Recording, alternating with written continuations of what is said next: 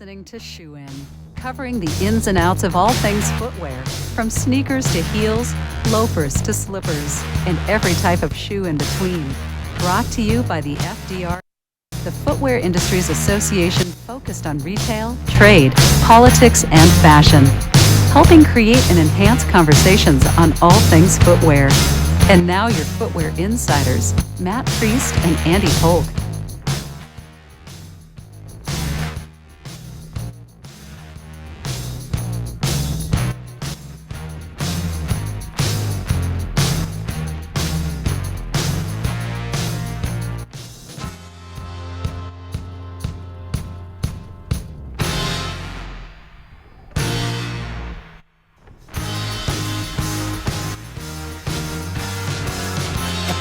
Folks, welcome back to the Shoe and Show. Thanks so much if you're tuning in live.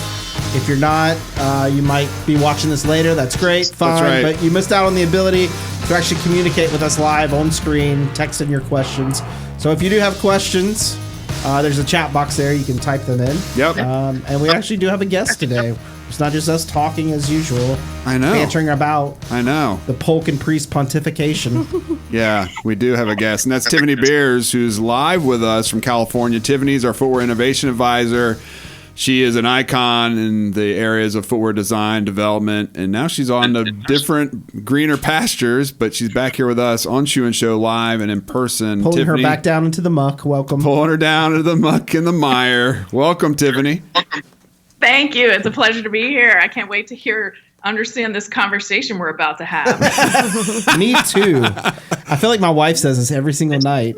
I'm trying to unpack what you're saying. You make no sense. That's what Please she's saying stop. to you? Please stop. Yeah. Exactly right. That makes sense. All right, so let's get right to it. We were talking about some of the things that we're seeing out there as it relates to innovations within our industry. And one company in particular seems to be firing on all cylinders. They seem to just have a plan that's in place that's going to be impactful to our industry. They have for a long time, but every once in a while they may lag a little bit just based on the sales of the strength of sales of athletic footwear in particular. But Foot Locker is just making a lot of really interesting investments, Tiffany. And as someone who was at Nike and understands the athletic shoe business so well, what is your take on some of these investments, which we can go through one by one? But what's your take on it from the outset? Yeah, I think it's fascinating. I mean, this is definitely what I'm watching in the footwear world, because this is innovation coming from a different place. Like, it's rare that you see a retailer investing in a shoe design school, right? Which you can see the indirect connection, but it's not a direct connection, right? So that's their investment in Pencil. Yeah. And then you have the investment in Superheroic, which is Jason Mayden's brand, who was a designer at Pencil, who basically wants to promote play with kids. I mean, again, not a direct connection to Foot Locker, but those kids playing are going to buy those shoes, right? And then lastly, their investment in GOAT, which was the most surprising, and I think it's absolutely brilliant idea. I mean, to know exactly what's going in and happening in the kind of black market of shoes, I think it's brilliant. And if they harness the data coming out of there, I think they're going to be so far ahead of the retailers. And I actually think some of the retailers like Nike and Adidas that are trying to drive business to their websites are going to have to watch out for Foot Locker.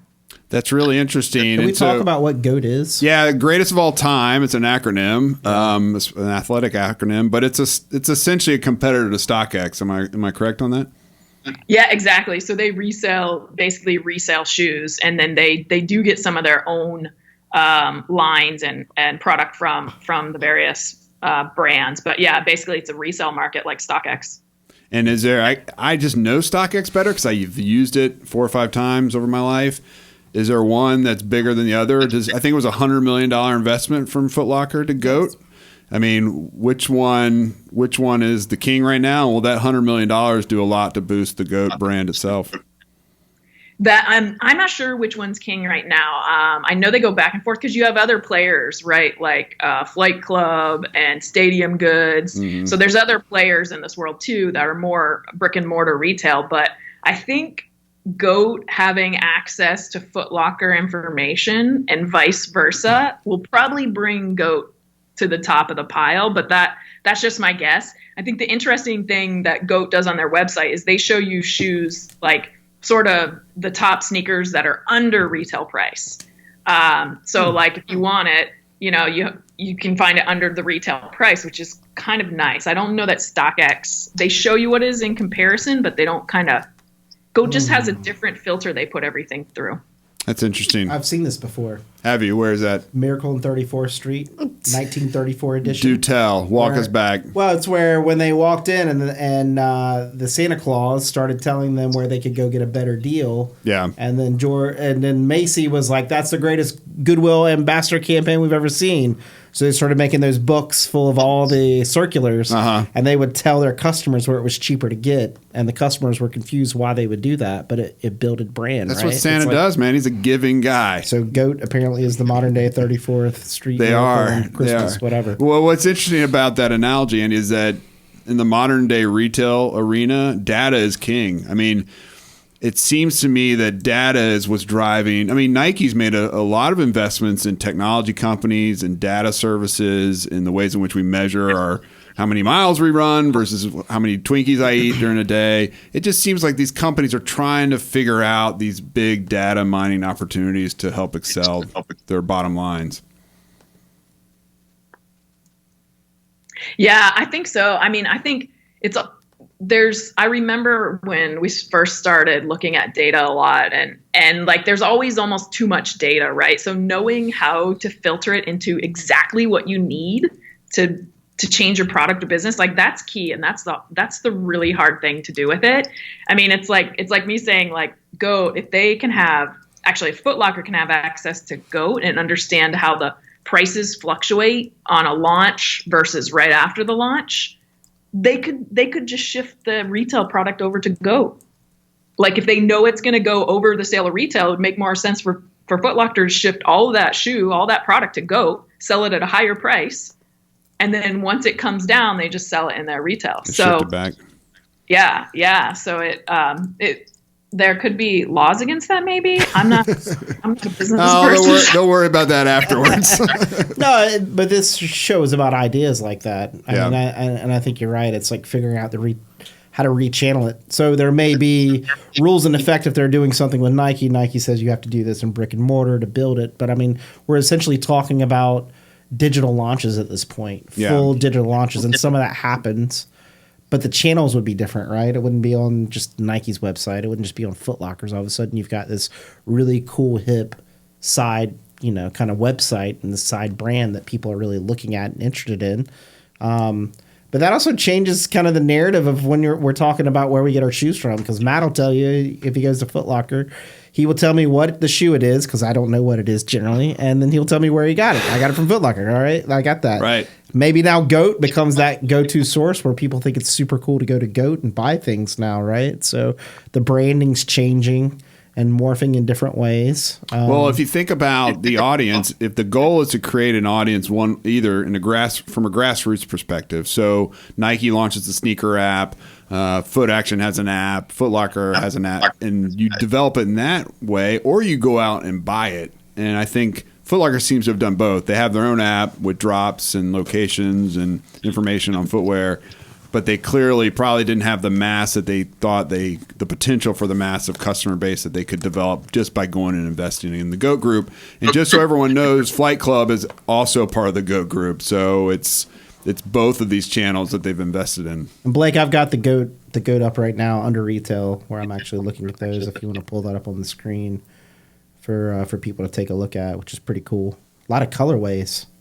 Ton of colorways on here. Very cool. The interesting thing. Go ahead. No, you go ahead. Well, like GOAT does, like based on their featured searches, right? So if you scroll down their main page, like what everybody's looking for, they categorize and populate it right there, which is super nice. So if you click on Rust Pink, which is a color, I'll right? see that, yep. You're gonna see the Air Jordan 1 Retro. That's $3,250. Yep. I just bought it.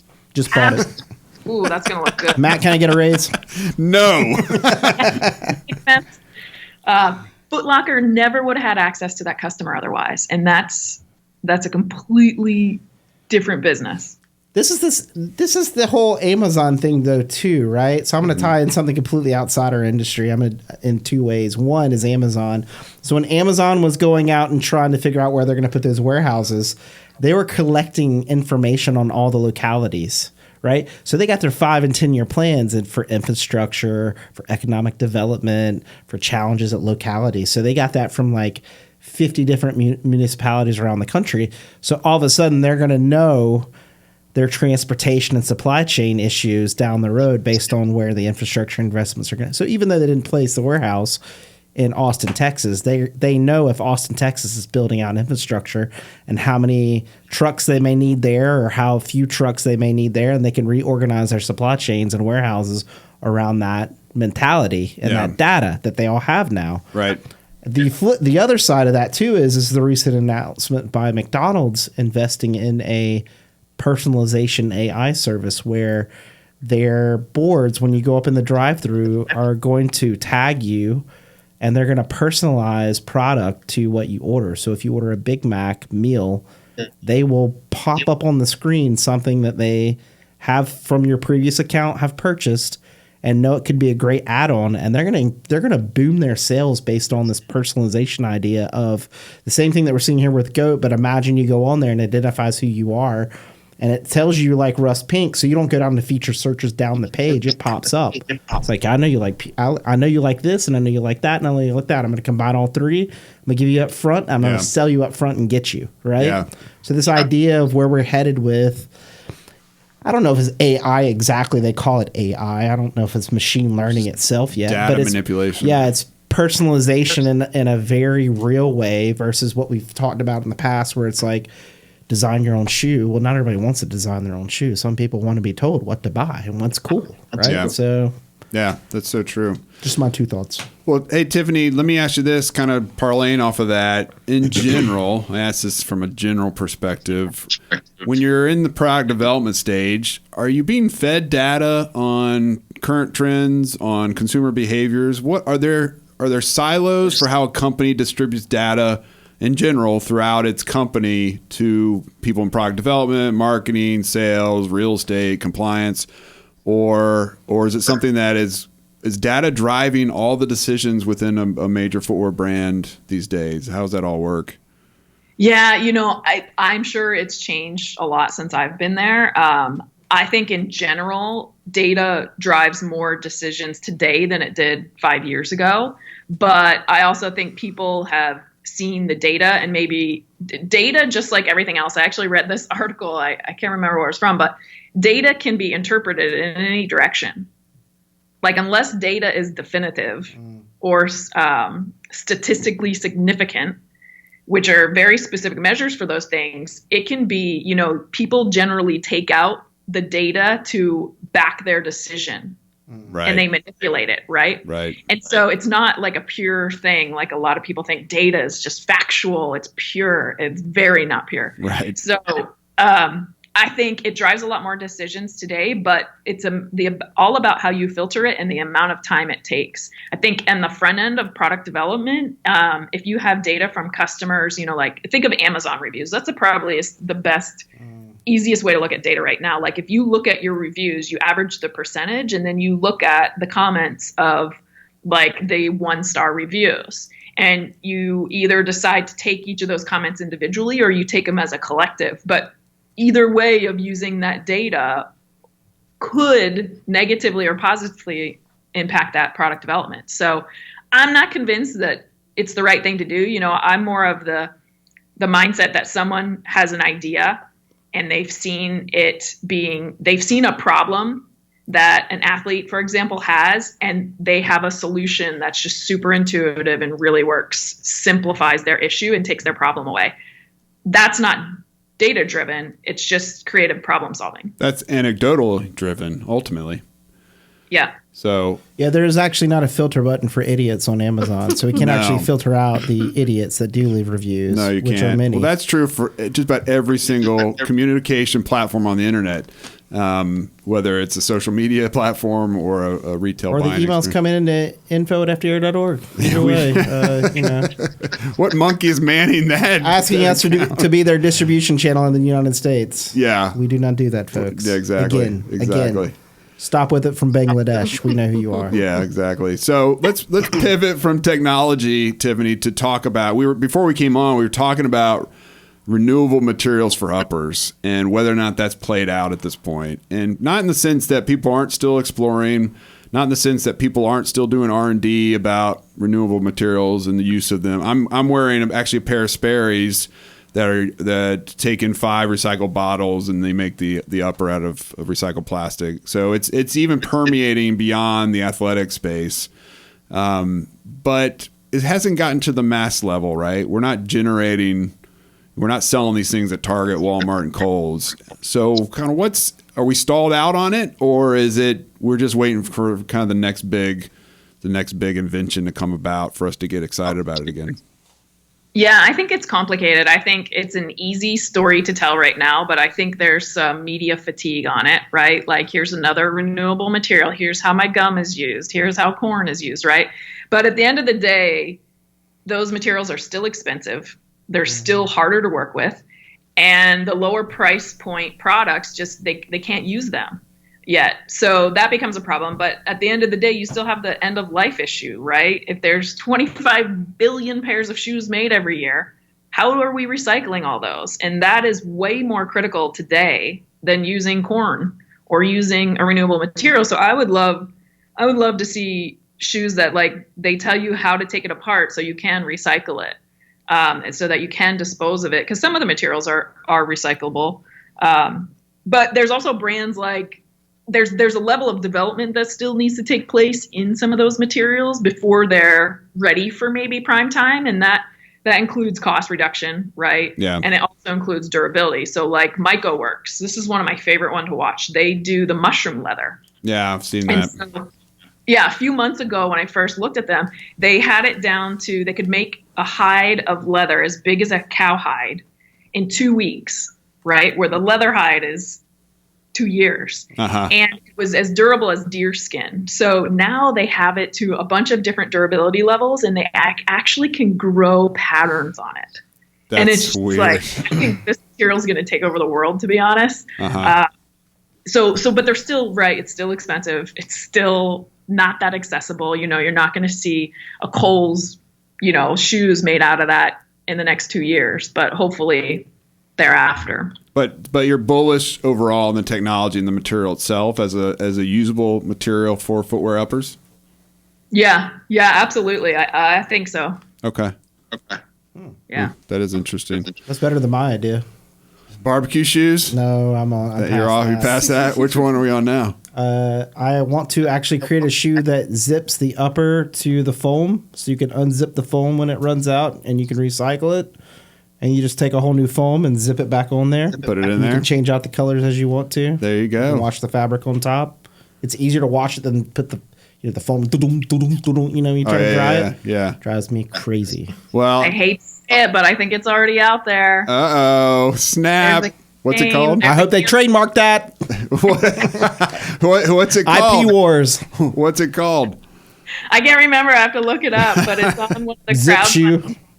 Wow. And I think there's IP on it too. Oh, of course it is. After the fact, man. I'm sorry. You have to I'm keep gonna your walk day down to job. the USPTO and just start asking. Just start filing Filing patents, everything. see what happens. Everything. Everything? Start with barbecue shoes. I like that one. Yeah. No one So- else is gonna touch that. Unless you put some sauce on it. It's called Zips. ZIPZ. The That's IPZ. cool. That's like cool cigarettes with a K. How creative. The IPZ. The other thing we were talking about too were robotics, right? So we think about and I mean, I've been thinking the last year just on like new workforce issues because when I think of innovation, I think we're talking about the data part of it, and I think part of you're dead on when you talk about like making sense of it and being wise, right? It's not just being smart about what the data is; it's being wise about what it means and where it's headed. And so when I think of innovation, I think 3 and 5 years down the road. Like you're trying to solve a problem ahead of time to meet when the market really is going to hit it, right? That's really successful innovation, is knowing where the market's heading and innovating to that point and then executing right then and there, right? That's successful. And so, anyway, I just think there's so many things happening and trying to unpack it all. But with workforce development and issues like that, we're now hitting the point where we keep saying like machines are going to take people's jobs. They're already taking the jobs, but they're not jobs people necessarily want to do. So there's a recent announcement where Walmart is actually rolling out a whole line of robots to clean the store floors. Right. And while they're doing that, they're scanning the shelves to see what was taken off and what might need to be restocked to feed back into the inventory levels to go ahead and get it ordered, or have the stock boy or woman go ahead and put it back up there. And so it's not, in that sense, it's not like a threat, right? Like people would rather be a barista at Starbucks and get good benefits than like clean up on aisle 4, right? Right. So there's these robotic things happening, and I don't think it's going to end. I think we'll keep figuring out what jobs people don't want, and we'll solve it through automation in that sense. And I don't think it's a direct threat to people on the front lines engaging people face to face. If you go into a store, you still want to see someone interact, I think. Some people do. Millennials Maybe. don't, but some people do. I don't know. I mean, I think that's true. I mean, Tiffany, when you think about machine-assisted learning, machine-assisted careers, one of the biggest job killers we talk about in this country has not been trade, which was kind of our wheelhouse, but it has been efficiencies, robotics, those kinds of things. What is kind of, as you think about the American workforce and then the footwear workforce or even the tech workforce that you're in now, how is technology both a threat, but what is it more an opportunity to kind of do those jobs that we're having trouble finding people to do, in all honesty? Yeah, this is a fascinating conversation. You know, I got a plastics engineering degree, so injection molding was a big part of what I learned and did in my early career. And that was in the, late 90s, early 2000s when it became cheaper to build molds in China. Yeah. And so like that was very threatening at the time. And so you kind of look at it. I think it's really interesting. Like, I get that people don't want to do certain jobs, like cleaning the floors at Walmart and things like that. But at the same time, you have people obsessing in the footwear world about cleaning shoes. So now you can literally, this is so weird, but people used to clean shoes, right? Do shoe shine all the time, but that was usually like a dress shoe or something. Yeah. But now you can send your shoes like to GOAT. You can send them to GOAT, and they pay people to hand clean your shoes meticulously. Really? Yeah, I'm actually going to go get my shoes clean. So they got me. When we should follow the process. Well, they have them at the malls now. And on my way home, I always pass Pentagon City Mall in Arlington, and I have a pair of 11s that I wore just before like the icy soles started to turn colors, but it's like on the edge. So I want them to reverse it back so it can just be completely clean. So I'm going to pay the money. I'll clean it for you, Jasmine. I don't know if you have the skill set.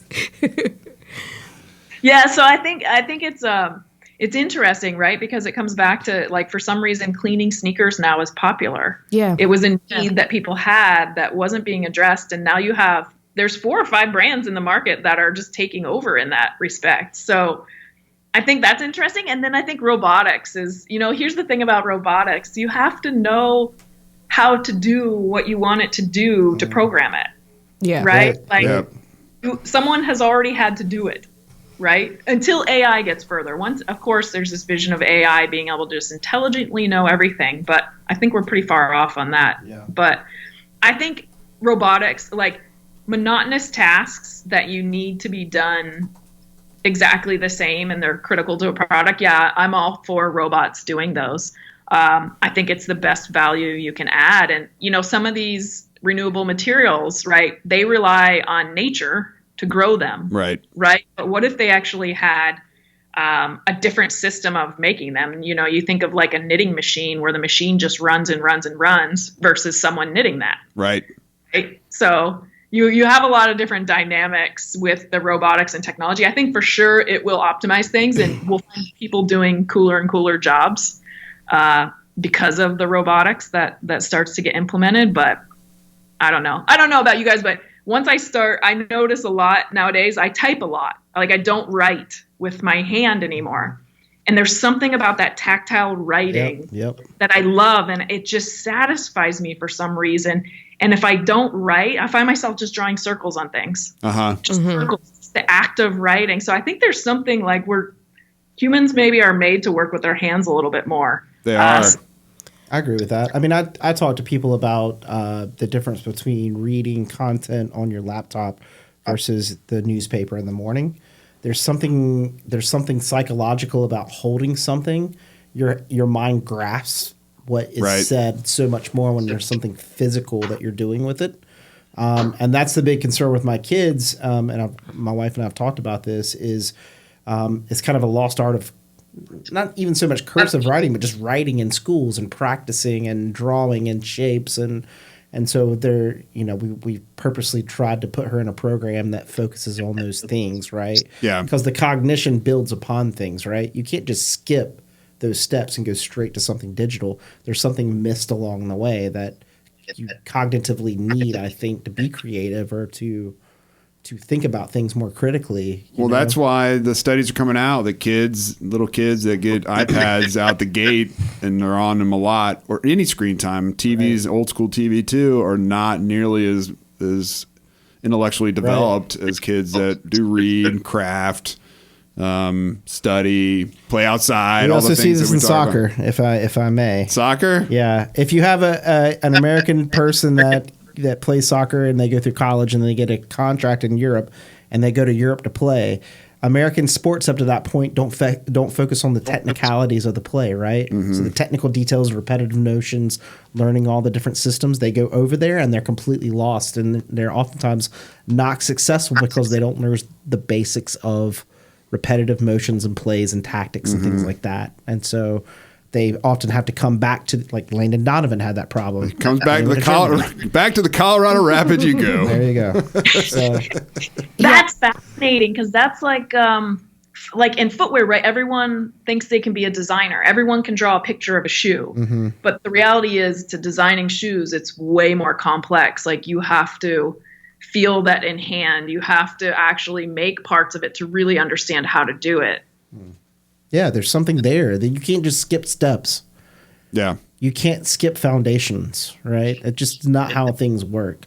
And technology that we have today, when everybody's like, oh, that's a huge advance, it's like, well, that's built on something else. Right. Right? That didn't just come out of nowhere that somebody just invented this thing or this code or whatever. It's like, oh, no, that code was built on C++, and then it goes to Java, and then it goes.